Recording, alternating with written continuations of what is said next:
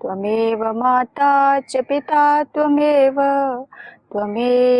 बन्धु च सखा त्वमेव विद्या द्रविणं त्वमेव सर्वं मम देवदेव त्वमेव सर्वं मम देवदेव। आज हम पुनः भक्तमाल के माध्यम से भक्तों का जो पावन चरित्र श्रवण कर रहे हैं। इसी श्रृंखला में भगवान के एक परम भक्त श्री नित्यानंद महाप्रभु जी, इनका पावन चरित्र हम श्रवण करेंगे, जिससे हमारे अंदर भी वो भक्ति का बीज जागृत हो, जिसे पाकर के बहुत सारे भक्त कृतार्थ हुए और भगवान की परम भक्ति का उन्होंने रसास्वादन भी लिया। ऐसे ही भगवान के परम भक्त हुए नित्यानंद। इनका जन्म जिस कुल में हुआ, उस घर के जो इनके माता पिता हुए परम भागवत थे, भक्ति में उनका जीवन था। भगवान श्री कृष्ण और श्री जी के चरणों में अखंड प्रीति स्नेह रखते थे। लेकिन नित्यानंद स्वामी जी का कैसे जन्म हुआ, ये पहले कौन थे, इसके विषय में पहले देखते हैं। नित्यानंद महाप्रभु जी जो हैं, बलराम जी जो कन्हैया के बड़े भाई दाऊ दादा थे भगवान कृष्ण के, तो वो मतलब वारुणी का नशा करते थे। एक दिन भगवान ने देखा कि दाऊ दादा को कुछ शिक्षा देनी चाहिए, तो दाऊ दादा के पास गए। भगवान कृष्ण नटखट तो थे, बोले दाऊ दादा, आप वारुणी का जो नशा करते हो, इसे छोड़कर गोपियों को देखिए, हो सकता है आपको भी आनंद लग जाए। अब भगवान तो भगवान नारायण थे, भले ही वो बड़े थे दाऊ दादा, कन्हैया छोटे थे, परंतु नारायण, वो भी उनके शेषनाग के अवतार हैं, बलराम जी भी। तो भगवान की बात मान करके वो वृंदावन में गए दाऊ दादा बलराम जी, और गोपियों का जो भक्ति में स्वरूप उन्होंने देखा, उसे देख करके उनका मन भी लालायित हो गया। तो गोपियां जब भी बैठती, वहां ध्यान करने की आवश्यकता नहीं, वृंदावन में ध्यान की महिमा है ही नहीं। वहां पर भगवान के नाम के जप की महिमा कही गई है कि प्रभु का नाम जप जो करता है, या नाम का स्मरण करने मात्र से कितना ही बड़ा पापी क्यों ना हो, उसके समस्त पाप नष्ट हो जाते हैं। तो वृंदावन में ध्यान की महिमा नहीं, नाम जप की महिमा है। तो ऐसे ही गोपियां जब उद्धव गोपियों को ज्ञान की बात सिखाने के लिए आते हैं, उस समय गोपियां कहती हैं कि उद्धव, ये ज्ञान की पाती आप बोरे हुए जो यहाँ लेकर के आए, आप वापस जाइए। श्याम गति श्याममति श्याम धन श्याम ही प्राण, सब कुछ श्याममय है, तो आपके ज्ञान की क्या आवश्यकता। ये चीज जब देखी बलराम जी ने, बड़े प्रसन्न हुए। उनके मन में भी प्रेरणा हो गई कि जिस तरह से गोपियां भगवान की भक्ति करती हैं, मैं भी इसका आनंद लूं। अब इसका आनंद इस शरीर में तो नहीं, तो बलराम जी के अंदर वो भक्ति भाव फूटा, तो वही बलराम जी ही नित्यानंद महाप्रभु जी के रूप में इस जन्म में उनका अवतार हुआ। तो नित्यानंद महाप्रभु बलराम जी के साक्षात अवतार हैं। जो भी परिवार भी उन्हें मिला, तो भक्तिमय, माता पिता भी भगवान की आराधना करते, प्रभु के चरणों में अखंड प्रीति रखते। ऐसे कुल में बलराम जी का नित्यानंद महाप्रभु जी के रूप में जन्म हुआ। बचपन से ही जो बाल्यकाल में भक्ति प्राप्त होती है, पैदाइशी ही नित्य भक्ति कही जाती है, जो कि बलराम जी को प्राप्त थी। जब भी बच्चा कोई संकीर्तन सुनता, भगवान का सत्संग सुनता, तो अंतःकरण में एक अलग ही आह्लाद होता। भगवान का हरि नाम का संकीर्तन कभी कान में ध्वनि पड़ती, तो आनंदित होता बालक और मुस्कुरा जाता। इस तरह धीरे धीरे नित्यानंद महाप्रभु जी भगवान के नाम का आश्रय लेकर के या श्रवण करते हुए उस भक्तिमय परिवार में धीरे धीरे धीरे बड़े होने लगे। उनके एक भाई और थे, चैतन्य महाप्रभु, वो भी भगवान के परम भक्त, संन्यास ले चुके थे, वो घर से बाहर लेकर के रहते थे। जब नित्यानंद महाप्रभु धीरे धीरे बड़े हुए, तो एक दिन चैतन्य महाप्रभु जी घर में आए, और उनके माता पिता जो थे नित्यानंद जी के, बड़े ही संतों के प्रति सत्कार भाव रखने वाले, श्रद्धा भक्ति से उनका सत्कार करने वाले। तो जब चैतन्य महाप्रभु घर में पधारे, स्वागत किया, अतिथि सत्कार अच्छे से किया, भोजन भी कराया, दक्षिणा भी देना पड़ता है संतों को, कुछ अतिथि सत्कार तो ठीक है, लेकिन संतों को भोजन के बाद कुछ न कुछ दक्षिणा तो देनी पड़ती है। जैसे कि राजा दशरथ ने भी किया, वो भी संतों के बड़े प्रिय थे, संतों ने बहुत प्रिय लगते थे। भगवान का भजन करना, सत्संग करना, गुरुओं की शरण में जाना, ये राजाओं का, जो अच्छे राजा थे उनका अपना धर्म था। ऐसे ही नित्यानंद महाप्रभु के माता पिता सत्कार किया, लेकिन चैतन्य महाप्रभु बोले कि आपने भोजन किया, अतिथि सत्कार किया, सब किया, लेकिन कुछ दक्षिणा। तो दक्षिणा में क्या चाहिए? आपके जो पुत्र हैं नित्यानंद, वो हमें दक्षिणा में चाहिए। अब तो माता पिता की वो दशा हो गई जो राजा दशरथ की थी। जैसे जब विश्वामित्र जी आए उनके घर में, तो जब राम और लक्ष्मण जी को मांग लिया भगवान ने, लक्ष्मण को तो नहीं, राम जी को ही मांगा था कि अपने पुत्र दे दो, दोनों पुत्र ही मांग लिए, तो दशरथ जी की हालत खराब। जब राम जी का नाम सुना तब तो उनके प्राण ही जैसे निकल गए हों। वही दशा आज नित्यानंद महाप्रभु जी के माता पिता की भी हुई।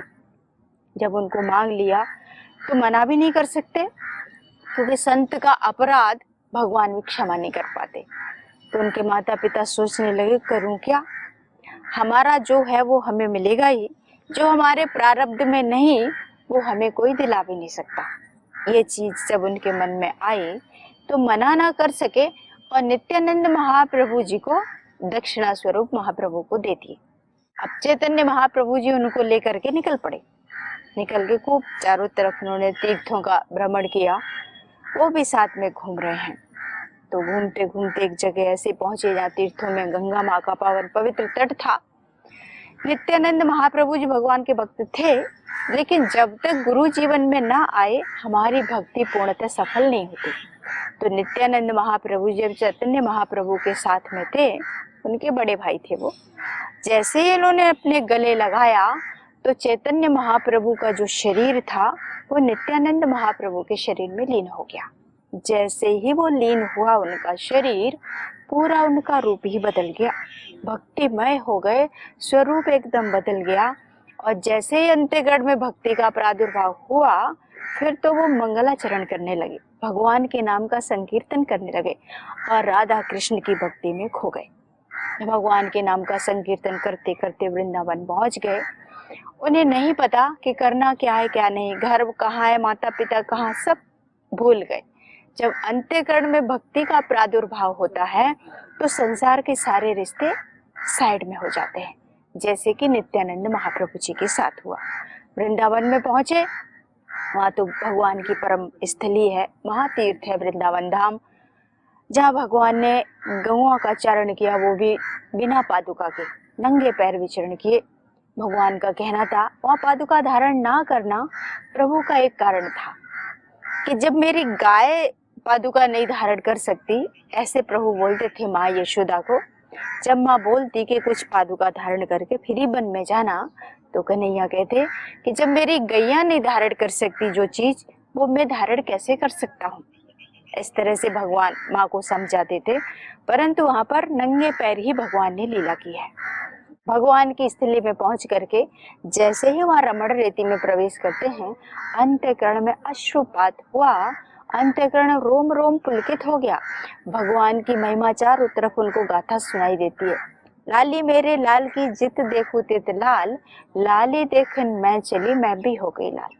जब भगवान के भक्त धाम में पहुंचते हैं और वहां जाकर के भगवान के नाम का स्मरण करते हैं तो भक्ति कई गुना फलित होती है। तो ऐसे ही नित्यानंद महाप्रभु जी काफी समय बीता, वृंदावन में ये कुटिया बना लिए, आराम से प्रभु का भजन करते, जो भी संतगण थे उनका सत्कार करते, कोई सत्संगी मिल जाए तो उसे सत्संग कराते और कोई सुनाने वाला मिल जाता तो श्रद्धा से श्रवण करते। ऐसे भगवान की भक्ति में लीन होकर के नित्यानंद महाप्रभु जी ने अपनी भक्ति को धीरे धीरे धीरे करके बढ़ाने लगे और भगवान की भक्ति में खोते गए। जब भक्ति की चरम पराकाष्ठा हो जाती है, चरम सीमा पर पहुंच जाती है, तब भक्त का जो शरीर है पंच तत्व का, वो संसार को दिखाई देता है, लेकिन भक्त जो है शरीर में रहते हुए उस परम धाम में रहता है जिसकी कोई कल्पना ही नहीं कर सकता। तो वृंदावन में रह करके भगवान के नाम का स्मरण करते, क्योंकि भगवान के नाम की महिमा गाई गई है। कलयुग में कहा भी है कि कलयुग केवल नाम आधारा, सुमिर सुमिर नर उतरे पारा। कलयुग में समाधि लगाना या आंख बंद करके घंटों घंटों बैठना असंभव है, इतना समय भी नहीं लोगों के पास। तो कलयुग में भगवान ने नाम की महिमा कही है। जैसे रामायण में भी कहा गया कि यह कलि कालन साधन दूजा, योग यज्ञ जप तप व्रत पूजा। ये संभव नहीं है। तो जैसे रामायण का एक बहुत प्रसिद्ध प्रसंग है, जब रावण भगवान से बैर करता है, क्योंकि तामस देह थी उसकी। ज्ञानी तो बहुत थे, लेकिन तामस शरीर में आप भगवान का भजन नहीं कर सकते। मंदोदरी भगवान की परम भक्ता, उनकी पत्नी, रावण को खूब समझाती कि आप भगवान से बैर ना पालो, नारायण हैं, उनकी शरणागति को प्राप्त करो। लेकिन रावण तो रावण, महाज्ञानी, शक्तियों की कोई कमी नहीं। बोले ऐसा कभी हो ही नहीं सकता, मैं उन्हें भजन कर ही नहीं सकता, मैं भगवान को केवल बैर भाव से ही भज सकता हूँ, ऐसे कहा रावण ने। तो मंदोदरी काफी समझाई कि नारायण स्वरूप है राम, जिन्होंने समुद्र पे पुल बांध दिया, वो कोई साधारण व्यक्ति नहीं हो सकता। अब रावण को ये बात कहाँ समझ में आई? रावण कहता है कौन बड़ी बात है, ऐसे पत्थर हम भी तैरा सकते हैं। मंदोदरी बोली क्या बोलूं, जड़मती, किसी की बात सुनना ही नहीं। रावण ने एक पत्थर उठाया, मंदोदरी पास में बैठी हैं, उन्हें दिखाने के लिए पत्थर उठाया और मन ही मन भगवान का नाम लेके पत्थर छोड़ दिया। पत्थर तैर रहा है। अब मंदोदरी का अचंभित रह गई, बोली ये कैसे हो सकता है, असंभव है ये। मंदोदरी के मन में संशय हो गया, कोई न कोई बात तो जरूर है। बोले आप सच बताओ, ये पत्थर आखिर पानी में तैरा कैसे? रावण मुस्कुराया, बोलता है मैंने पत्थर से कहा कि तुझे राम की सौगंध, अगर तू पानी में डूबा, यानी राम की शरणागति को स्वीकार तो किया। जब राम नाम लेके पत्थर को छोड़ा तो पत्थर कैसे डूब सकता है? राम जिसे पकड़े उसे कोई डुबो नहीं सकता, और राम जिसे छोड़ दें उसे कोई उभार भी नहीं सकता। तो ऐसा रावण था। तो कहने का तात्पर्य यही है कि कलयुग में केवल नाम की महिमा कही गई है। प्रभु के नाम का स्मरण करके ही आप उस परम भक्ति को प्राप्त कर सकते हैं जो चैतन्य महाप्रभु जी ने प्राप्त की थी। जब ब्रह्मनाद और नाम ब्रह्म ये जब एक हो जाते हैं, तब हमारे अंतःकरण में उस भक्ति का प्रादुर्भाव होता है। तो ऐसे ही नित्यानंद महाप्रभु जी ने, जो बलराम जी के रूप में नित्यानंद महाप्रभु बन करके प्रकट हुए, उन्होंने भगवान के नाम की महिमा गाई और उसके माध्यम से प्रभु की भक्ति का लोगों को उपदेश किया। भक्त जिस राह से गुजरता है, केवल अपना ही कल्याण नहीं करता, उसके सानिध्य में जितने लोग आते हैं या जिस पथ से वो निकल जाए, वो ओरा उसका इतना प्रबल होता है, वो सब अपने आप पवित्र पावन होते हैं और आकर्षित भी होते हैं। ऐसे ही नित्यानंद महाप्रभु का अद्भुत रूप, लावण्य, सौंदर्य था, लेकिन भक्ति से ओतप्रोत। ये अवतार जो भगवान का हुआ, वो पापियों का नाश करने के लिए नहीं, पाप का नाश करने के लिए हुआ है। तो ऐसे ही जब बहुत ज्यादा व्यक्ति पाप करता है या बहुत ही जिन्होंने अपराध कर रखे हैं, ऐसे ही क्रूर अपराधी दो थे, जगाई और मघाई। इन्होंने घोर पाप किए थे, कोई इनके उद्धार की संभावना नहीं, लेकिन प्रभु जिस पे कृपा कर दें उसका तो फिर कहना ही क्या। ऐसे ही जगाई और मघाई थे। नित्यानंद महाप्रभु जी उधर से गुजर रहे थे, भगवान के नाम का संकीर्तन करते हुए।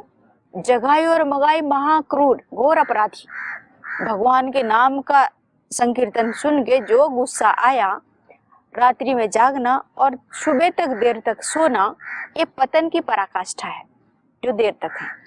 किसी कार्यवश कोई विजय हुआ वो अलग बात है, अगर आप प्रमादवश पड़े हुए हैं सूर्य उदय के बाद, तो वो एक अच्छे जो मानव के लक्षण है वो नहीं कहे जाते। ऐसे ही जगाई और मगाई थे। नित्यानंद महाप्रभु जी उधर से गुजर रहे थे, इनके कान में हरि नाम का संकीर्तन पड़ा। अब तो इनके क्रोध सीमा न रही। जैसे ही क्रोध आया, जगाई बाहर निकला और नित्यानंद महाप्रभु की ओर बढ़ा, बोला ये हरि नाम लेना बंद कर दो। भगवान बड़े दया भाव से उसकी ओर देख रहे थे, क्योंकि भक्त का लक्षण होता है दीनों पे दया करना। तो उसकी ये दयनीय स्थिति देख करके उनको दया आ गई। और मुस्कुराने लगे। बोले कि आप मेरे पास आओ। वो पास तो क्यों आएगा, पत्थर लेके खड़ा हो गया। भगवान को मारने के लिए तत्पर हो गया, पत्थर लिया और जगाई मगाई दोनों पत्थर उठा के नित्यानंद महाप्रभु जिधर खड़े वहां पर जोर से उठा के फेंका। उनको दया आ गई, लेकिन भगवान जो है अपने भक्तों के अपराधी को कभी क्षमा नहीं करते और भगवान के भक्त का कभी पतन भी नहीं होता।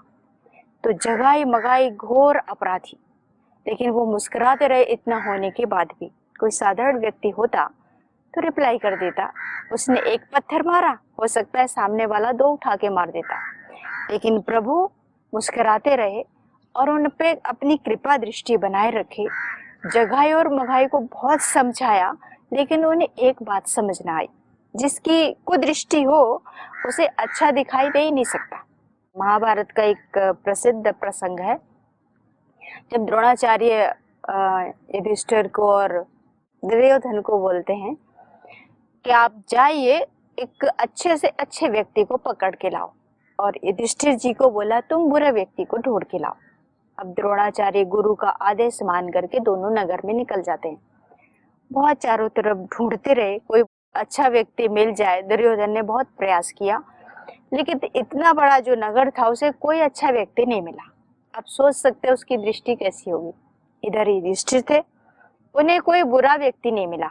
कहने का तात्पर्य जैसी जिसकी दृष्टि वैसा ही संसार नजर आता है। द्रोणाचार्य के पास दोनों खाली हाथ वापस लौट आए। पूछा आप लोग खाली क्यों आए, कोई मिला नहीं? बोले मुझे कोई भला इंसान दिखाई नहीं, दुर्योधन ने कहा। और युधिष्ठिर जी बोले कि मुझे कोई बुरा इंसान मिला ही नहीं, तो मैं इसीलिए खाली आ गया। तात्पर्य यही है कि जो जैसा व्यक्ति होता है उसे संसार वैसा ही नजर आता है। अगर आपने अच्छा देखने का संकल्प लिया तो सब अच्छा दिखेगा, मंगलमय दिखेगा, और जिसकी दृष्टि बुरी है उसको सब बुरा ही नजर आता है। कई बार देखा होगा, कोई व्यक्ति बहुत सुंदर वातावरण है, चारों तरफ पुष्प खिले हैं, मंद सुगंध समीर हैं, सुंदर भगवान की कथा चल रही है। जिस व्यक्ति का घोर पाप है या अंदर तामस भरा हुआ है, आलस्य प्रमादी है, उससे हरि नाम चर्चा सुहाएगी नहीं। बोलेगा ये क्या बैठना फालतू का टाइम खराब करना, इससे अच्छा सो लेते हैं जाकर के। लेकिन जो भगवत प्रेमी है, जो भगवान के चरणों में भक्ति रखने वाला है, वो जहाँ भी प्रभु के नाम की महिमा सुनेगा या हरि कथा को श्रवण करेगा, अंतःकरण में अलग ही आह्लाद होगा, अश्रुपात होंगे, वो अलग ही दुनिया में जाता है। जैसे सबने देखा है उदाहरण, हनुमान जी के भक्त हैं, बहुत सारे हैं। ऐसे कहा भी जाता है कि भगवान राम जब इस धराधाम पर लीला कर रहे थे, उस समय जब अंत समय आया इस संसार को छोड़ने का, तो प्रभु के साथ जितने भी थे सेवा में या जो भी संपर्क में रहे, सबको भगवान अपने साकेत धाम में लेके गए। तभी हनुमान जी का स्मरण हुआ प्रभु को। भगवान ने हनुमान जी से कहा कि अब लीला संवरण का समय हो चुका है, अब साकेत धाम चलते हैं।